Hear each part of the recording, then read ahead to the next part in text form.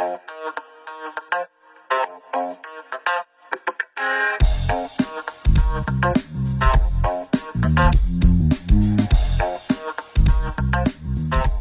listening to the Ball Talk podcast with me, Ryan Bailey. This podcast is brought to you by Adapt Athletic Performance and Therapy. Head over to Instagram and give them a follow at adapt_clinic. If you enjoyed this podcast, don't forget to leave a like, share it with your friends, and hit that subscribe or follow button as well. Without further ado, let's get straight into the podcast.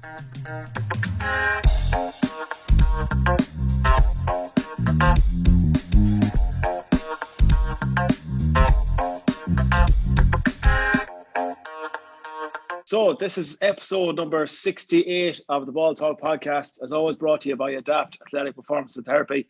We're back for 2022 and the first guest of the new year, and I'm delighted to say it is Sligo Senior Hurling Manager Padraig Mannion. Padraig, what's the crack? Great, thanks for the guide. And yourself?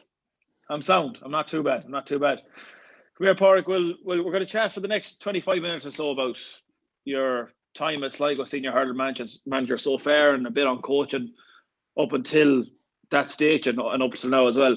But before we go into that, I want to ask you, we're recording today is Thursday, so this will be out on Friday. Tuesday, you played Mayo in the Dome. Talk to me about just from a manager's perspective, having your lads playing in the Dome, like it's a completely different game. And it is. It's a very kind of what would you say, an artificial game. It's like playing summer hurling in the middle of winter. Fast ball, lads aren't fully having their full pre-season training done. Like they're not up to the pace of playing summer hurling in January. Like it's a different game. Like it's very artificial, but it's a back's nightmare, I suppose, and a forward's dream. And funny enough, the first time I stepped foot in the Dome myself, and I'd say it was for a lot of lads on the hurling panel that have been on the panel the last couple of years. First time we actually got into the Dome to have a look at it was the first game you were in charge of the Sligo team as well. You got to look at the Dome like when we were in playing the league final in Leitrim with Leitrim. Yeah. So your first game, as we were saying before we started recording, your first game was going into a league final straight away. Yeah, my first game as a Sligo manager was a league final against Leitrim in Beacon, but we didn't get to play it in the Dome, but would have been nice to play your first league final in the Dome.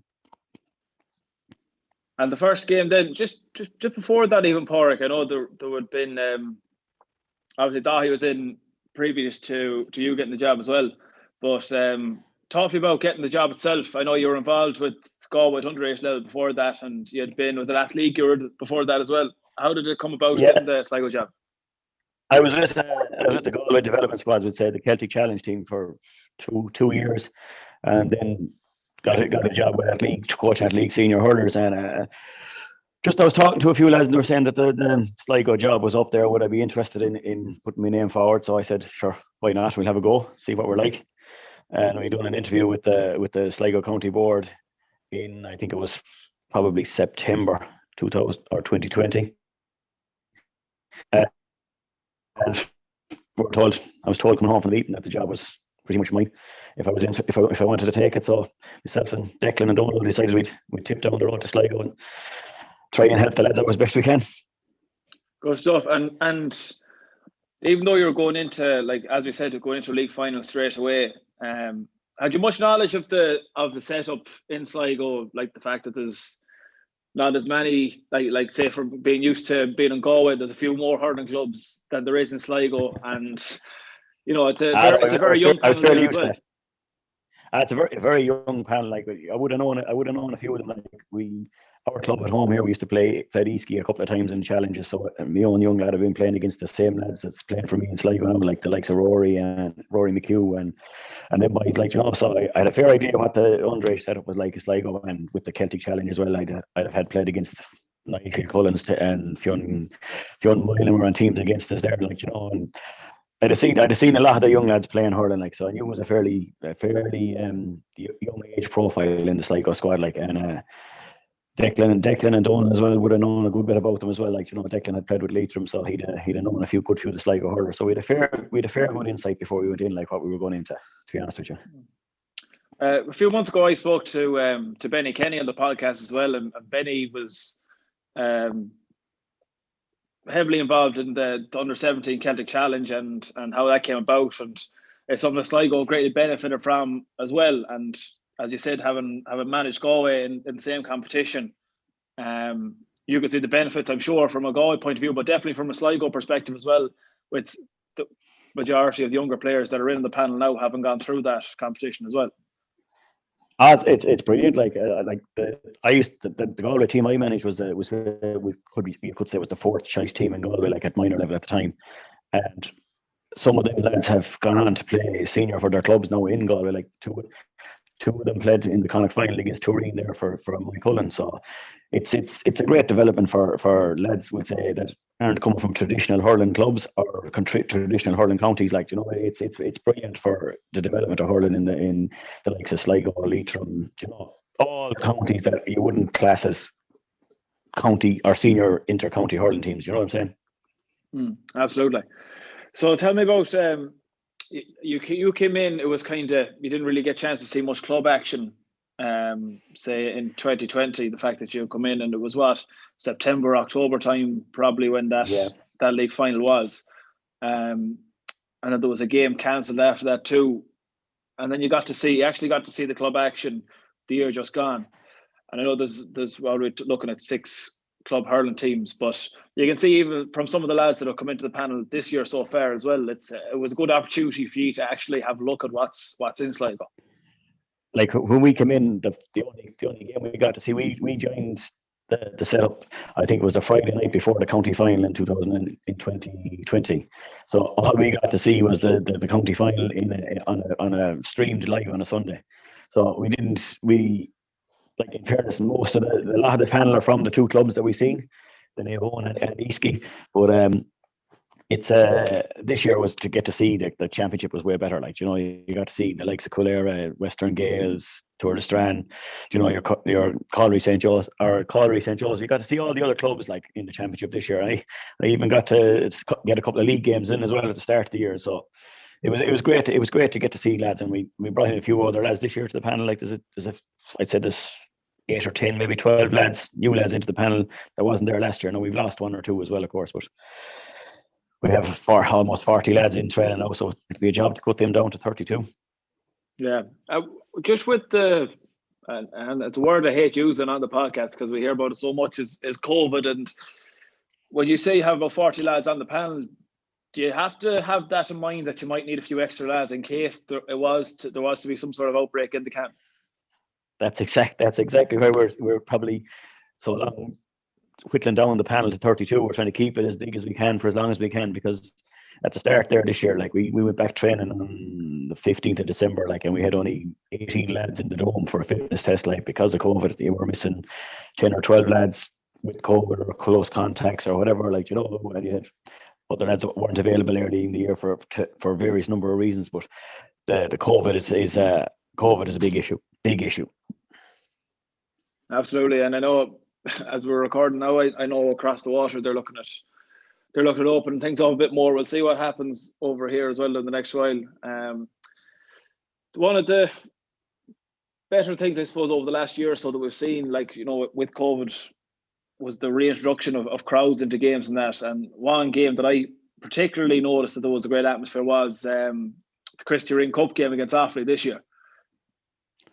The fact that it was in Mercury as well. That was brilliant. Actually, like to play against Offaly was an unbelievable experience for all the lads. Like they seen the level of hurling that you have to, if you want to go to the top, the speed and it has to be done at, and the intensity and the work rate and all the, like, that was probably one of the best things about last year. Like playing a team against like the likes of Offaly. Like if you said to me, even before I took the Sligo job or whatever, like that Sligo would be playing Offaly in a Christy Ring group game in Sligo, a lot of lads would be just saying that'll never happen. Like, but it happened, and in fairness, we gave a fair good account of ourselves. We scored 217 against Offaly. Like when you take into context, like Offaly played Galway last Sunday week in Ballinasloe and Galway only scored 219 against them. Like, so we scored 217 against. So you know, I know it's two different things, like two different competitions, and they're treated probably differently. Like, but to score 217 against a team like Offaly, I'm happy enough with that. Absolutely, yeah. No, it was. I even being on duty for the game myself, I enjoyed it because you actually got, it was when crowds would fully come back into it, and anything that went over the bar, there were people bathroom the roof of the place, and Yeah, it was just brought around a great. The atmosphere was just brilliant, like, and it's something that I feel, and you'll agree with me on this, I'm sure, that Sligo hurling deserves to get that crowd to watch them play against the better teams because 100%. because the journey that's 100%. been so far.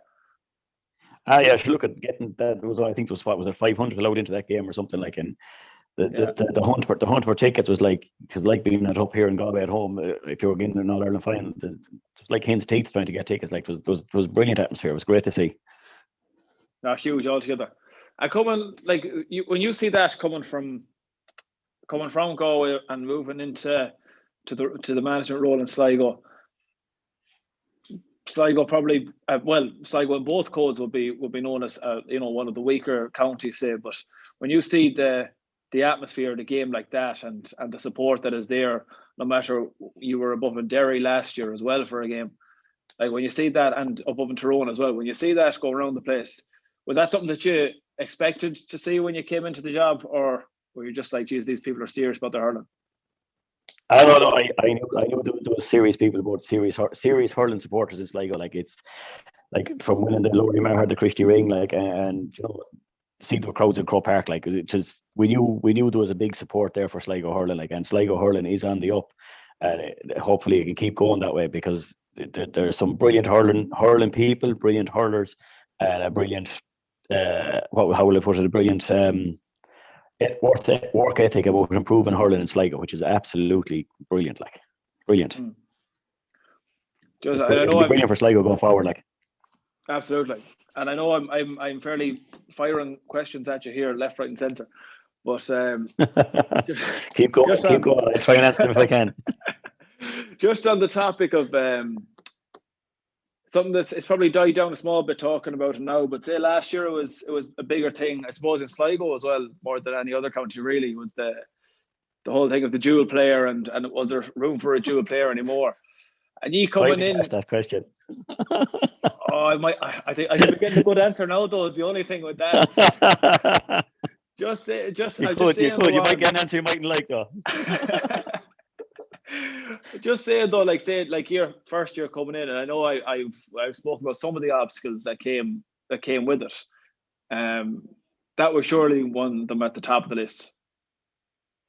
The dual player is like, Sligo's a unique county. Like, they probably have more dual players than any county in the country. Like when we came in, I think there was there 3 or 4. There was Gerald Kelly, Conor Griffin, Mickey Gordon, Ryan Failey to an extent. There was 3 or 4 lads there that was playing football and hurling. And like, in the first year, we were only there for a couple of weeks. Like, we were only there for the league final and the first round of the Christie Ring, which we unfortunately lost to Roscommon. Like, but the dual player, I have no issue with lads, that dual players that want to play football and hurling for the county. Like, it's a great honour to play for your county, and if you're good enough and you're able to play the two of them, I'd have no issue with the lads playing the two of them. So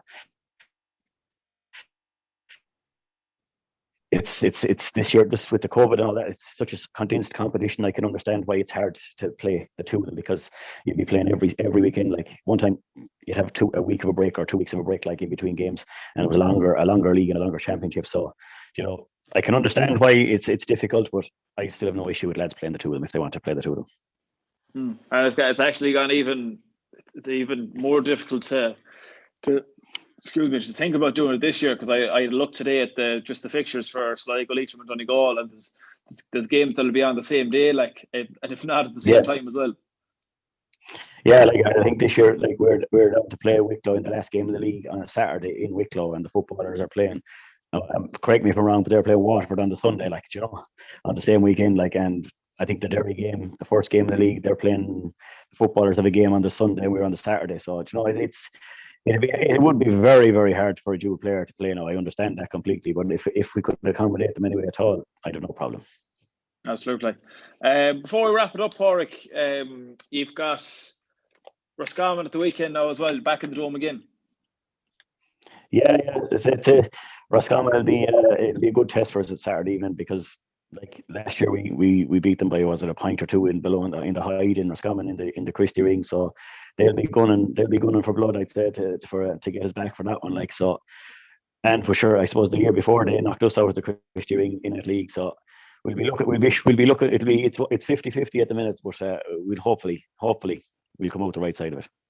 Absolutely. Well, Padraig, look, at the best of luck at the weekend, and best luck for the rest of the year as well. Thanks for coming on to the podcast. I'm sure we'll have a laugh somewhere along the way now the next few months. We'll have a laugh. We'll have a bit of crack in Markovic some evening or something. But thanks a million for having me. Thanks a million.